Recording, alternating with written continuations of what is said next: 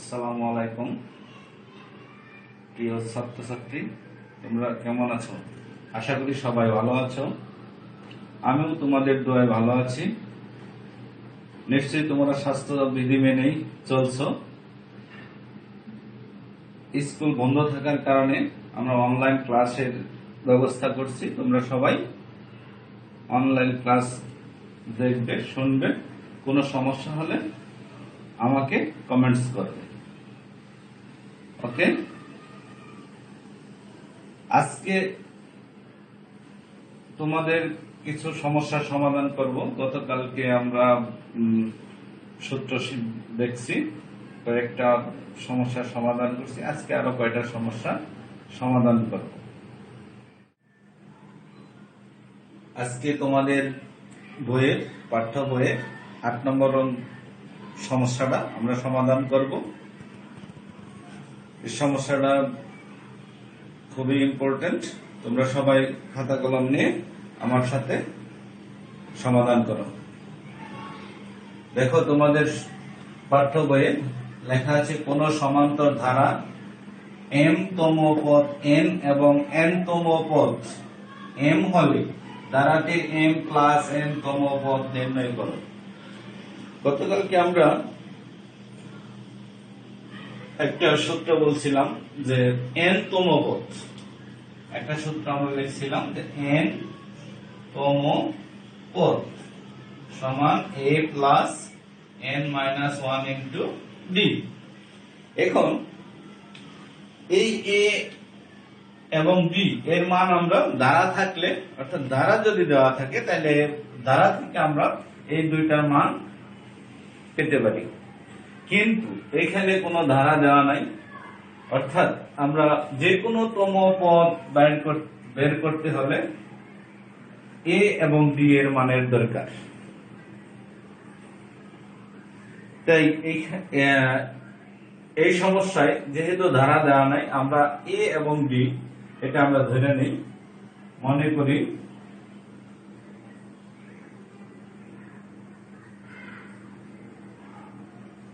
ধারাটির প্রথম পদ a এবং সাধারণ অন্তর d।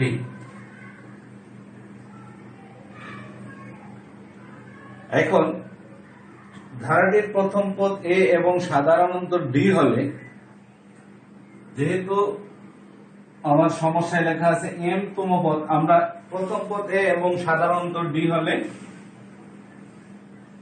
m তম পদ কত? m তম পদ আমরা লিখতে পারি সূত্র অনুসারে a plus m minus 1 into d। আমরা সূত্র অনুসারে আমরা লিখলাম।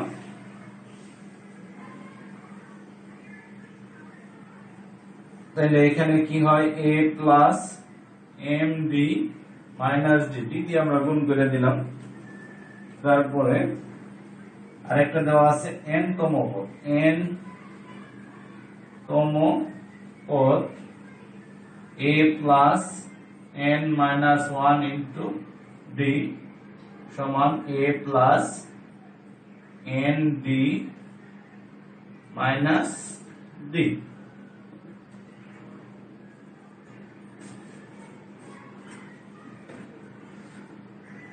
এখন উপরের অংশটা আমরা মুছি।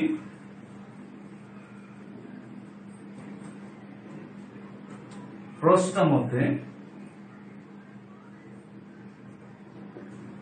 মতে আমাদের প্রশ্নে বলা আছে যে m তম পদ m তম পদ, তাহলে m তম পদ n হলে আমরা m তম পদ পাইছি a plus m d minus d, অর্থাৎ a plus m d minus d সমান হয়েছে n।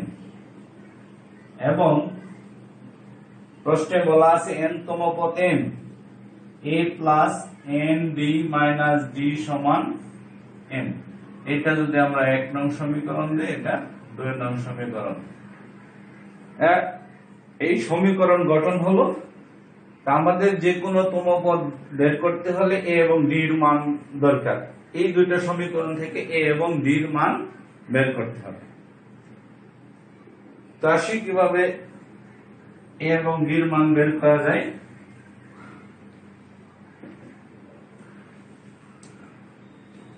আমরা সমাধান করি। 1 নং হতে 2 নং বিয়োগ করে পাই।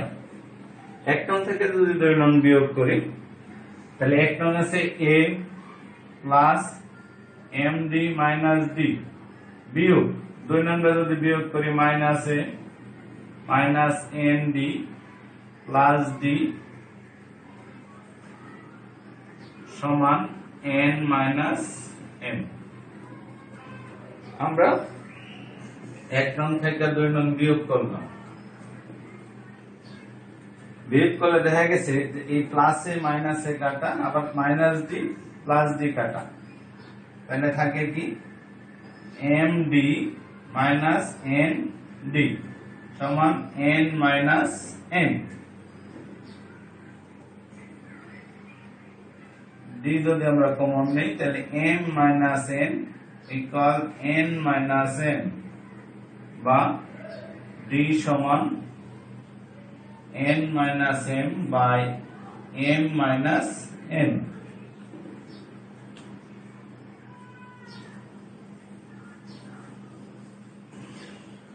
এখন বা ডি সমান আমরা যদি উপর থেকে মাইনাস কমন নিই তাহলে m মাইনাস n লেখা যায়, নিচে আছে m মাইনাস n, এটা কাটা, ডি সমান মাইনাস 1। আমরা ডি এর মান পেয়ে গেলাম, ডি ইকুয়াল মাইনাস 1। এখন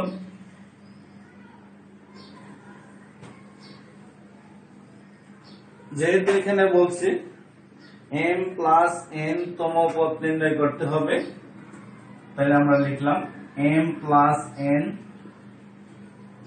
তম পদ। এই সূত্র অনুসারে যদি আমরা লিখি তাহলে সূত্র হচ্ছে a plus m plus n minus 1 into d। তো a plus md plus nd minus d, d দ্বারা গুণ করে দিলাম। তো a plus md minus d plus nd। এখন এই ডিটা একটু সাজায় লিখলাম a plus md minus d। সাজায় লেখার কারণ হচ্ছে এই a plus md minus d এর একটা মান আছে, আমরা মানটা সরাসরি বসাইতে পারি। এই জন্য এটার মান হচ্ছে a plus md minus d এর মান হচ্ছে n, এইটুকার মান n, তারপরে প্লাস n d এর মান হচ্ছে মাইনাস 1, তাহলে n মাইনাস n ইকুয়াল 0। তাহলে m প্লাস n তম পদ 0। এইটাই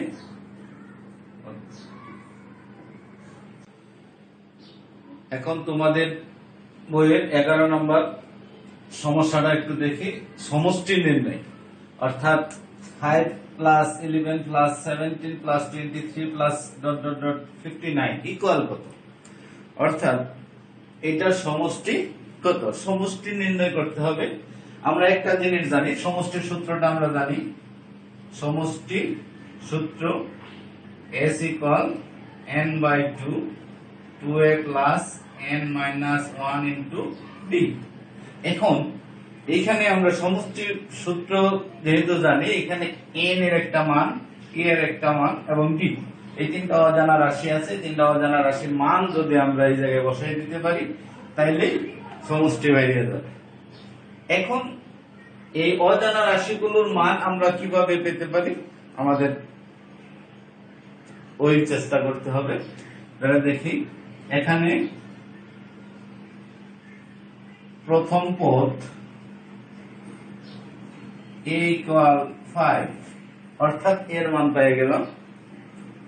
সাধারণ অন্তর b ইকুয়াল 11 মাইনাস 5 6 এর মান পেয়ে গেলাম। এখন দরকার হচ্ছে n এর মান। n এর মানটা আমরা বাইর করতে পারলে সমষ্টি বাইর করা সম্ভব।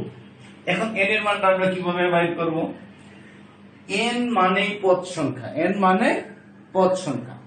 এই পদ সংখ্যা বার করতে হলে আমার বের করে দেখতে হবে, অর্থাৎ এই ধারাটার মধ্যে কয়টা পদ আছে পদ সংখ্যা বার করব। আমরা জানি না কয়টা পদ আছে, এটা আমাদের বের করে নিতে হবে। কিভাবে বের করা যায়? যেমন শেষ পদটা আছে 59, এটা কত নম্বর পদ এটা আমরা জানি না, তাই আমরা ধরে নিতে পারি, মনে করি n তম পদ 59। তাইলে n তম পদ এর সূত্রটা হচ্ছে a plus n minus 1 into d equal 59। এর মান আমরা জানি 5, n এর মান জানি না, d এর মান 6 5 9। এইখান থেকে উপরের অংশটুকু আমরা একটু মুছে দেই।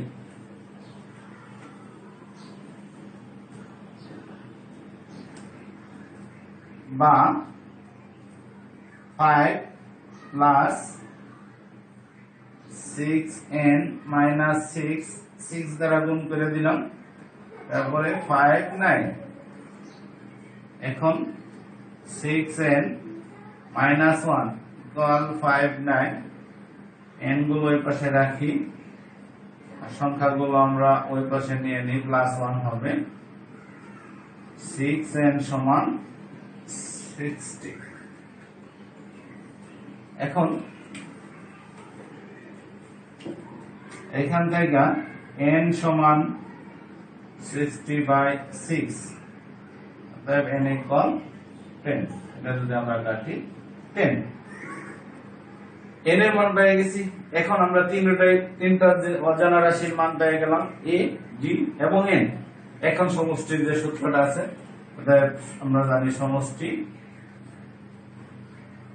n/2 2a plus n minus 1 into d। তাহলে n এর মান 10/2, 2 এর মান 5, n এর মান 10 মাইনাস 1, d এর মান 6।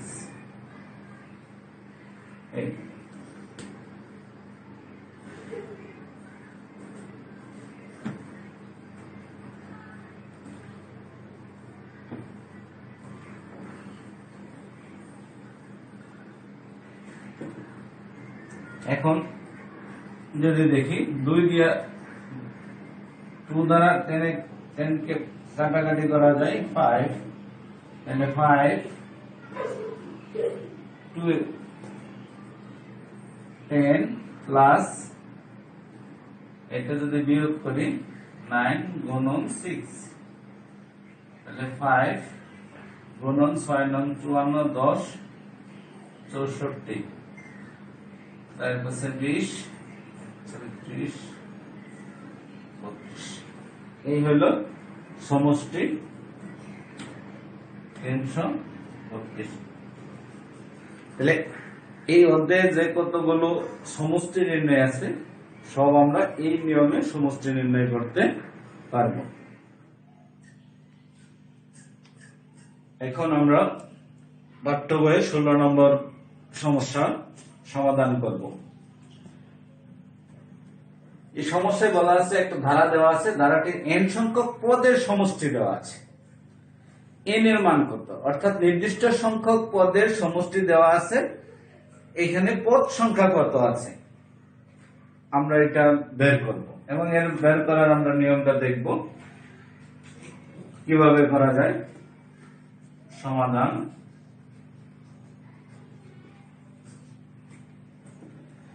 আগের মতোই, এখানে প্রথম পদ a সমান 2,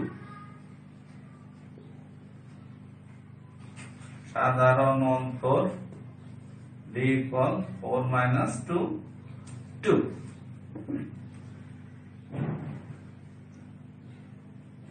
n সংখ্যক পদের সমষ্টি দেওয়া আছে, তাহলে আমরা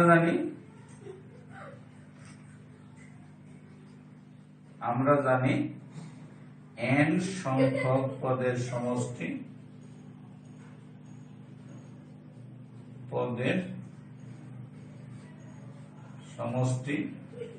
n by 2 2a plus n minus 1 into d, এটা আমরা জানি।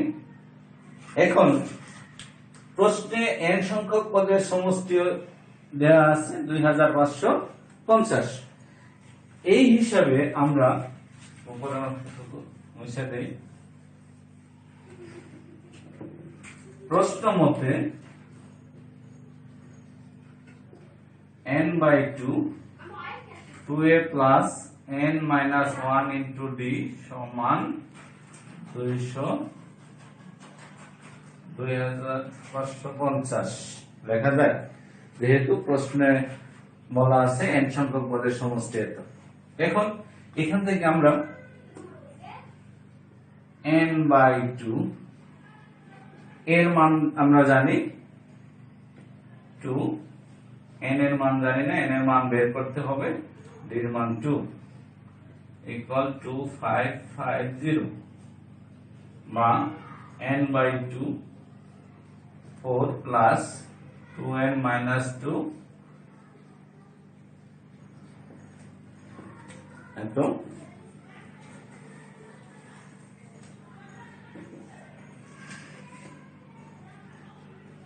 n by 2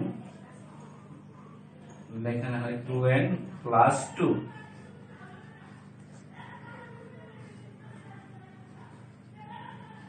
n by 2, এখান থেকে আমরা 2 কমন নিতে পারি, n plus 1 2 কাটা n square plus n minus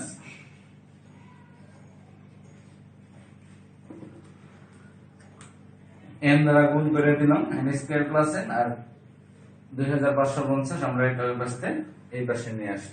এখন মিডল টার্ম করব, যেমন 2550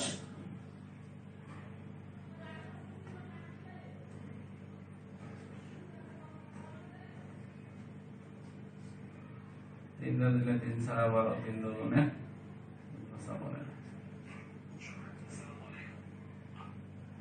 5 দিলে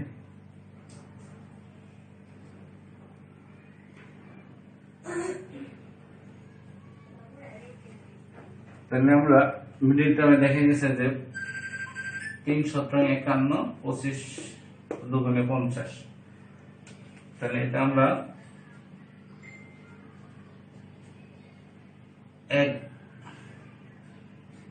51n minus 50n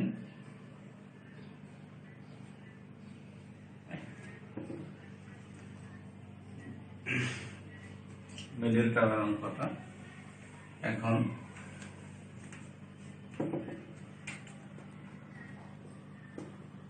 n যদি আমরা কমন নিই তাহলে n plus 51 50 কমন নিলে n plus 51 equal 0 51 কমন নিলে n minus 50 equal 0। এখন যেহেতু দুইটার গুণফল শূন্য, আমরা লিখতে পারি n plus 51 equal 0 অথবা n minus 50 সমান 0। একাধিক সংখ্যার গুণফল শূন্য হইলে এইভাবে শূন্য হয়, n equal minus 51 to 50, n equal minus 51 গ্রহণ যোগ্য নয়, কারণ n পদ সংখ্যা কখনো ঋণাত্মক হয় না। একটা ধারার মধ্যে কতটা পদ আছে এটা কখনো ঋণাত্মক হতে পারে না। অতএব নির্ণেয় মান n equal 50।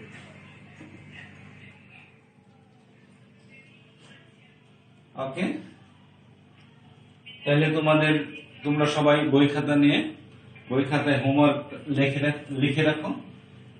এই তোমাদের হোমওয়ার্ক দিলাম পাঠ্য বইয়ের 8, 12, 14, 15, 24 এই 5টা সমস্যা তোমরা বাসায় করবে। যাদের বুঝতে সমস্যা হয় তারা অবশ্যই কমেন্টসে লিখবে। আমি আবার আগামী ক্লাসে তোমাদের এটা সমস্যা বুঝিয়ে দেব। ওকে, প্রত্যেক ছাত্রছাত্রীরা যেন ঘরে বসেই ভিডিওটি দেখতে পারে এবং